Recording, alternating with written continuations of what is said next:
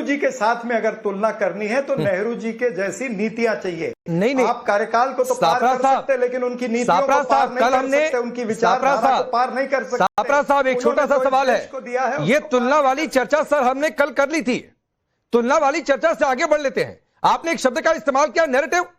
कल प्रधानमंत्री मोदी ने कहा कि आप एंटी हिंदू, हिंदुओं पर अपमानित करने वाला नैरेटिव आप कर रहे थे।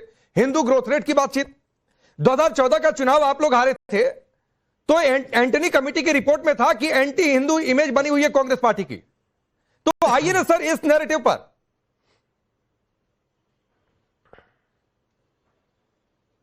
नहीं, भारतीय जनता पार्टी यही चाहती है। इनके चुनावी नैरेटिव क्या होते हैं? हिंदू, मुसलमान, शमशान, कब्रिस्तान, इसी तरह के दिवाली, रमजान, मंगलसूत्र चुरा करके ले जाएंगे, यही इनके नैरेटिव होते हैं। या घुसपैठिए वाला नैरेटिव होता है। अब घुसपैठिए का नैरेटिव बिहार में चलाया इन्होंने, पश्चिम बंगाल में चलाया, अब वो इनको लगता है कि यूपी में चलेगा नहीं, इसीलिए इस तरह का नैरेटिव बना रहे। तो ये ध्रुवीकरण का नैरेटिव जो है, जातिवाद का नैरेटिव जो है, विभाजनकारी नैरेटिव जो है, नफरतवादी जो नैरेटिव है, इस नैरेटिव के साथ में आज की नौजवान पीढ़ी जाने के लिए तैयार नहीं है। देख लिया ना, इन्होंने एक नई पार्टी बनी थी जो कॉकरोच पार्टी, किस तरह से लोगों ने उसका समर्थन किया है। तो कहां समर्थन हुआ सापरा साहब? अरे 250-300 लोग भी ढंग से नहीं पहुंचे थे प्रदर्शन में। जितने लोग थे उससे ज्यादा तो मीडिया और यूट्यूबर्स पहुंचे हुए थे। कौन सा समर्थन दिख गया सर ग्राउंड पर आपको? केवल 2.5 मिलियन हो गए, 2-2.5 मिलियन सब्सक्राइबर हो गए, फॉलोअर्स हो गए, उससे होता है।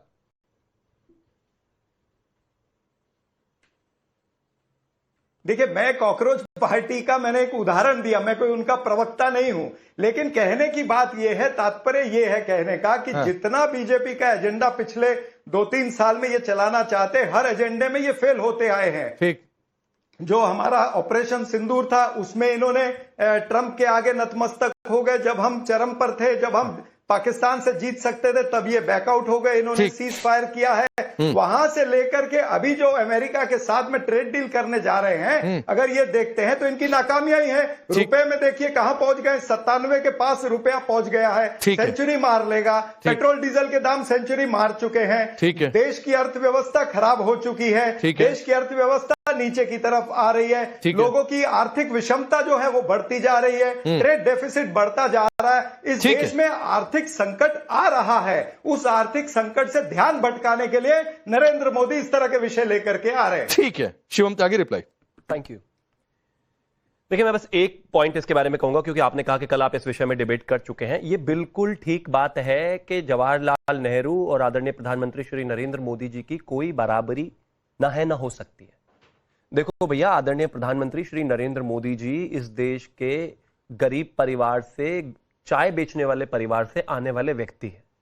परस्पर अगर मैं बात करूं खासतौर पर जवाहरलाल नेहरू की, तो वो व्यक्ति जिनके पिताजी मोतीलाल नेहरू अंग्रेजों के लिए केस लड़ते रहे हों, और एक जमाने में तो प्रिवी काउंसिल में जाकर जो है सर साइमन के साथ जाके अंग्रेजों को डिफेंड करते रहे हों, मोटा मोटा पैसा उनसे वसूलते रहे हों, और उस पैसे के बाद इतना अथाह दौलत से निकलकर आने वाले व्यक्ति की कोई बराबरी नहीं है। दूसरा, एक और, मेरे देश के प्रधानमंत्री पहली बार जब प्रधानमंत्री बने चुनकर आए। उत्तर प्रदेश से लेके, मध्य प्रदेश से लेके, राजस्थान से लेके, गुजरात, बंगाल, हर जगह से उनको मैंडेट मिला। कोई चिट्ठी नहीं थमा दी गई कि मेरा प्रिय प्रधानमंत्री बनेगा।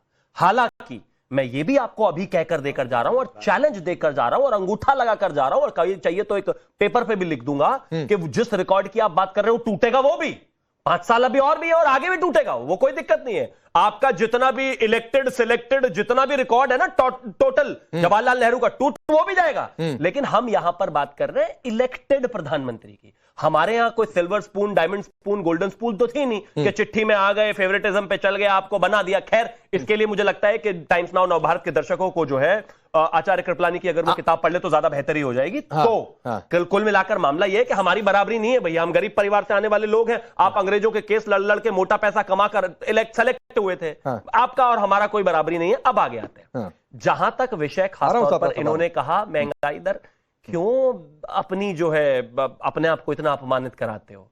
आपको पता है 2009-2010 में इस देश में फूड पर महंगाई दर कितनी थी? 20%, और एवरेज रही 13%, 14%, 16% और 10% और 12%। आपके समय में एवरेज महंगाई अप्रोक्सीमेटली 7.5-8% रही। जो कभी भी नहीं। अगर आज की भी मैं बात करूं तो खासतौर पर 5.2% महंगाई दर है। तो कृपया करके इस तरह की बातें कर कर देश को बेवकूफ बनाने की कोशिश ना करें। आज कॉकरोच पर आपने बोला, कॉकरोच पर सिर्फ इतना ही कहना चाहता हूं, तो जैसा उनका नाम है वैसा ही उनका परफॉर्मेंस रह गया। इससे ज्यादा मुझे लगता नहीं कि कॉकरोच पर बोलने की आवश्यकता है। और आगे आता हूं, विषय सिर्फ साफ है, जहां तक पूरी कहानी कही गई है। मैं एक चीज कहना चाहता हूं, इस देश में जाहिर है हर एक प्रधानमंत्री ने कुछ ना कुछ काम अपने समय में जरूर किए या काम हुए। मैं तो नेहरू जी की भी बात करता हूं। अरे नेहरू जी का ही प्रोजेक्ट बताया जाता है, हालांकि इसमें बहुत सारे लोग और भी हैं, मैं उनके नाम ले सकता हूं, लेकिन चलिए नहीं लेता हूं। तो अगर एम्स उन्होंने 6 बनाए या आपने अपने पूरे जीवन में 6 बनाए, तो हमने अपने मात्र 10 साल में उसको 23 पर पहुंचा दिया। यह अचीवमेंट है हमारा भाई। ठीक है, तो कृपया करके मैं आता हूं, आधार बचता नहीं। सापरा साहब आप रिप्लाई करिए, एक चीज और ऐड कर देता हूं। आपने डॉलर और रुपए की बातचीत कर ली, तो यह भी बता दीजिए कि जब देश आजाद हुआ था 1947 में, तब $1 बराबर कितने रुपए था, और वहां से अगर जहां तक पहुंचा तो कैसे पहुंचा?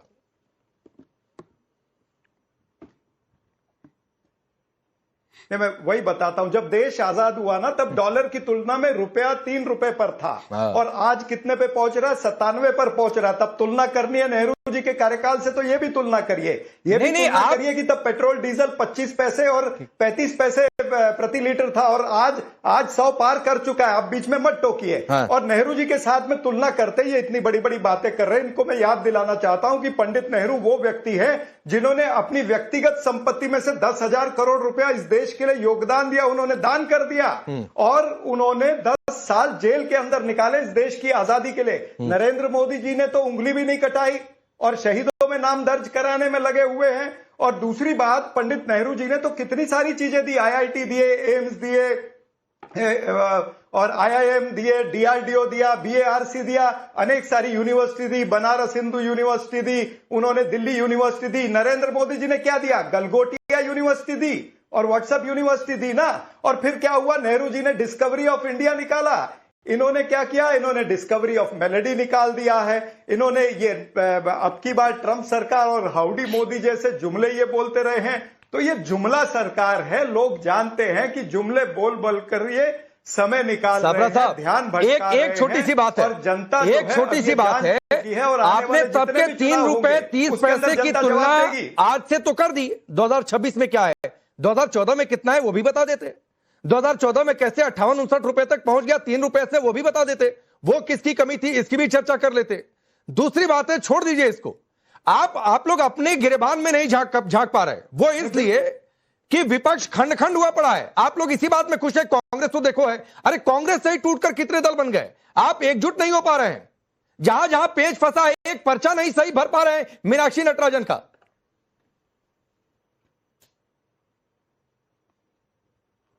हाँ, हम एकजुट नहीं हो पा रहे थे, इसीलिए हम केरला जीत गए ना। हम एकजुट नहीं हो पा रहे थे, इसीलिए हम तेलंगाना जीत गए। तो मानिए तो कि जीत गए। हो पा रहे थे, इसलिए हम कर्नाटक तो सापरा साहब मानिए तो कि जीत गए। नहीं तो बंगाल में इनकी जीत होती है तो आप कहते हैं इलेक्शन कमीशन इनका विभाग है। अरे भाई मैं अरे नहीं, अब वो बंगाल का अलग स्टोरी है, उसके ऊपर चर्चा करना चाहोगे? मैं पूरे 35 मिनट उस पर चर्चा कर सकता हूं।